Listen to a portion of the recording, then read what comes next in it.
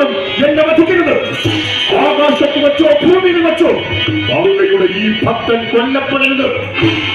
എന്നെ വധിക്കാൻ ആരെങ്കിലും ആയുധം കൊണ്ട് ഈ ശരീരത്തിൽ മുറിവേൽപ്പിച്ച് ഒരു തുള്ളി രക്തം നിലത്തു വീണാൽ എന്നെ മുറിവേൽപ്പിക്കുന്നത് ആരായാലും ആ ക്ഷണത്തിൽ മരിക്കണം. എന്റെ ഇഷ്ടപ്രകാരം ഏത് വിധത്തിലായാലും ഒരു തുള്ളി ചോര ഞാൻ നിലത്തിച്ചാൽ അതിൽ നിന്ന് ആയിരക്കണക്കിന് അസുരന്മാർ ജനിച്ചു വരണം. മഹാദേവ, അങ്ങയുടെ ശപിക്കാനുള്ള ശക്തി ഉൾപ്പെടെ ദിവ്യായുധങ്ങളെല്ലാം ഈ ഭക്തൻ ധ്യാനിക്കുന്ന പക്ഷം എനിക്ക് സ്വായത്തമാകണം. അങ്ങനെ അസുരവംശത്തിന്റെ പ്രതാപം ഈ പ്രപഞ്ചമാകെ നിറയണം. ദാരുക, നീ ആവശ്യപ്പെട്ട വരങ്ങൾ എല്ലാം നാം നിനക്ക് നൽകാം. പക്ഷേ ദാരുക, ഒരു പുരുഷന്റെ കൈകൊണ്ട് മരിക്കരുതെന്ന് ആഗ്രഹിച്ച നീ എന്ത് ഒരു സ്ത്രീയുടെ കൈകൊണ്ട് മരിക്കാതിരിക്കാൻ നമ്മോട് വരം ആവശ്യപ്പെടാത്തത്? എന്തൊരു ചോദ്യമാണ് ഭഗവാനെ ഇത്! ഇത്രയും വരമകം നേടുന്ന എന്നെ വെറുമൊരു സ്ത്രീ, വെറുമൊരു പെണ്ണ് വധിക്കാനോ? വേണ്ട ഭഗവാനെ, വേണ്ട. അവിടുന്ന് ആ വരം നൽകിയാലും ഈ ഭക്തന് ആവശ്യമില്ല. ശരി ഭക്ത, എല്ലാം നിന്റെ ഇച്ഛ കൂടെ നടക്കും. ദാരികനെ അനുഗ്രഹിച്ച് ഭഗവാൻ അപ്രത്യക്ഷനായി. ദാരികനത മഹാദേവന്റെ ഹോമമന്ദിരത്തിലേക്ക് പ്രവേശിക്കുകയാണ്. അവിടെ എത്തിയ ദാരികൻ അവിടെ ഇരുന്ന ഒരു നിലവിളക്ക് തന്റെ വലം കൈകൊണ്ട് വലിച്ചെടുത്തു. എന്നിട്ട് ഇടം കൈയിലെ ചൂണ്ടുവിരൽ അവൻ ആ ഹോമകുണ്ടത്തിലെ ശിലയിൽ ചേർത്ത് വെച്ചു. ആ വിളക്ക് കൊണ്ട് അവൻ തന്റെ കൈകളിൽ ആഞ്ഞടിച്ചു. അവന്റെ കൈ പൊട്ടി ചോരയടിക്കുന്നു. ഓരോ തുള്ളി ചോരയായി അവൻ മെല്ലെ നിലപ്പിച്ചു. ഓരോ തുള്ളി ചോരയിൽ നിന്ന് വിധ ആയിരക്കണക്കിന് അസുരന്മാർ അങ്ങനെ ജനിച്ചു വരുന്നു.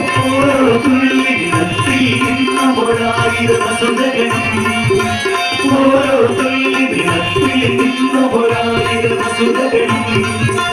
പിറന്നു വന്നവർ സർവത്തെ കഴുകന്മാരെ പോലെ, പിറന്നു വന്നവർ സർവത്തെ കഴുകന്മാരെ പോലെ. അസുരലോകത്തേക്ക് പോകൂ. നിങ്ങൾക്കായി ഒരു സാമ്രാജ്യത്തിന്റെ ഒരുക്കി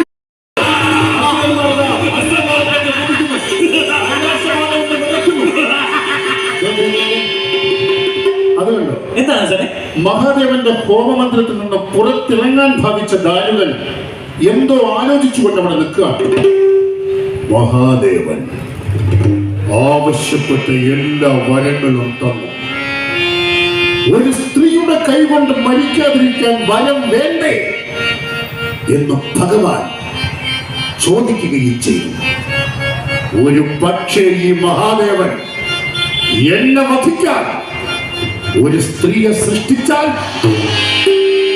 അല്ലെങ്കിൽ വനബലത്താൽ അസുരവംശം നേടുന്ന പ്രതാപം കാണുന്ന ദേവകൾ ഈ മഹാദേവനെ കൊണ്ട് തന്നെ തന്ന വരങ്ങളെല്ലാം തിരിച്ചേൽപ്പിച്ചാൽ പാടില്ല. എന്റെ പൂർവികരായ അസുരന്മാർക്ക് സംഭവിച്ച അബദ്ധം ഈ ദാരുകന് സംഭവിക്കാൻ പാടില്ല. എന്താണ് വഴി? എന്തൊക്കെയോ ആലോചിച്ചുകൊണ്ട് ദാരുകൻ അങ്ങോട്ടും ഇങ്ങോട്ടും നടക്കുന്നു. വരലെത്തിയാലുള്ള അഹങ്കാരം അവന്റെ മനസ്സിനെ കീഴ്പ്പെടുത്തുന്നു. അവന്റെ മനസ്സിൽ നിന്ന് മഹാദേവ ഭക്തി കുറഞ്ഞു വരുന്നു. വരലെത്തിയാലുള്ള അഹങ്കാരം അവന്റെ ഓരോ നാടി ഞരമ്പുകളിലും മുരഞ്ഞു പകയുന്നു. അഹങ്കാരിയായി തീർന്ന ദാരുകൻ, വരശക്തിയാൽ അഹങ്കാരിയായി തീർന്ന ദാരുകൻ ജനിച്ച നിമിഷം മുതലുണ്ടായിരുന്ന ശിവഭക്തി പാടെ ഉപേക്ഷിക്കുന്നു. അവനിൽ നിന്ന് മഹാദേവ ഭക്തി പരിപൂർണമായിട്ടും ഒഴിഞ്ഞുപോയി. ശിവഭക്തി നഷ്ടമായ ദാരുകൻ ഭഗവാന്റെ ഹോമകുണ്ടത്തിൽ അഗ്നി ജ്വലിപ്പിച്ചു. അഗ്നിക്ക് മുമ്പിൽ അവൻ ഇരുന്നു. തന്റെ ഇരു കൈകളിലെയും കൂർത്ത നഖങ്ങൾ ദാരുകൻ തന്റെ ഇടത്തെ തുടയിലേക്ക് ആഴ്ത്തിക്കിറങ്ങി. തന്റെ തുടയിൽ നിന്നും തന്റെ മാംസം നഖം കൊണ്ട് വടിച്ച് പറിച്ചെടുത്ത് അവനതാ ആ ഹോമാഗ്നിയിലേക്ക് സമർപ്പിക്കുന്നു. അവന്റെ കരിഞ്ഞ് കറുത്ത പുകയുന്നു. മഹാദേവ, അവിടുന്ന് ഈ ദാരുകന് നൽകിയ വരം ഒരിക്കലും നഷ്ടമാകാതിരിക്കാൻ ഇനി മഹാദേവൻ വിചാരിച്ചാൽ പോലും അത് തിരിച്ചെടുക്കാൻ കഴിയാത്ത വിധത്തിൽ അന്ന് ഈ ദാരുകന് വരമായി തന്ന അങ്ങയുടെ ശപിക്കാനുള്ള ശക്തി ഉപയോഗിച്ച് ഈ ദാരുകൻ അങ്ങയെ ശപിക്കുന്നു. അങ്ങയ്ക്ക് വസൂലി ഉൾപ്പെടെ സകല വ്യാധികളിൽ പിടിപെടട്ടെ. ഈ ദാരുകന്റെ അന്ത്യം വരെ പുറം ലോകം കാണാനാവാതെ കൈലാസത്തിലെ ഏതെങ്കിലും ഒരു ഗുഹയിൽ രോഗാവസ്ഥയിൽ സഹിക്കാൻ വരട്ടെ. കൈലാസമെന്നും കറുത്ത പുക ഭഗവാന്റെ ശരീരം ഉയർത്തുന്നു. വേഗത്ത് വസൂലിക്കുരുക്കൾ മുളച്ചു വന്നു. ഭഗവാൻ ഭദ്രപ്പെടുത്തുന്നതും നേച്ചു താഴേക്കുന്നു. ഇടത് കൈ ഉയർത്തി ഭഗവാൻ തിരുജട അടിച്ചിട്ടു. ഗംഗയെ മൂലസ്ഥാനത്ത് പ്രതിഷ്ഠിച്ചു. കഴുത്തിൽ നിന്ന് മണിനാഗത്തെ സ്വതന്ത്രമാക്കി. രുദ്രാക്ഷമാല്യങ്ങളൊക്കെ ഭഗവാൻ ഒന്നൊന്നായി ഊരി ഊരി നിലത്തിടുന്നു. കൈലാസനാഥൻ പാർവതി കാന്തൻ